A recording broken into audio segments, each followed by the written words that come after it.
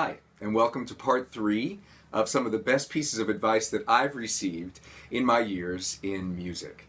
This one is related to co-writing, and specifically related to the writing process.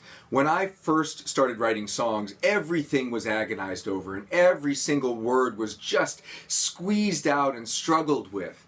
And I'll never forget my first co-writing session with Koller in Nashville. And Fred is one of those writers who's had multiple #1s and has written some incredible songs. And Fred and I were sitting down to write, and the way that Fred writes a lyric is that he simply gets up and walks around the room and lets his stream of consciousness and his whole sort of being get involved in the flow of creating the song. And during that process, I started to really focus on one particular line and kind of agonize over it. And Fred looked over at me and said, you know, what you're really doing here is you're kind of being a vampire and sucking all the life out of the creative process.